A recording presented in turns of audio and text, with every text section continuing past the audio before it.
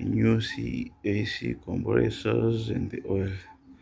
Going to fit these two on some tractors. Try to show you the entire process. Now we're going to start by checking the oil and making sure there is enough oil in the compressors. You don't want to fit them without oil. There you go, checking if there is oil in the new compressor, and indeed there is oil. Just gonna drain it all and measure it back in, otherwise looks like there is oil inside. Takes time to drain it.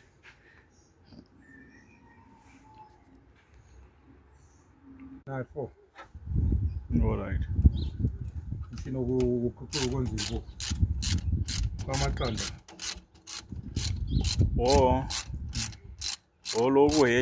yeah. All right.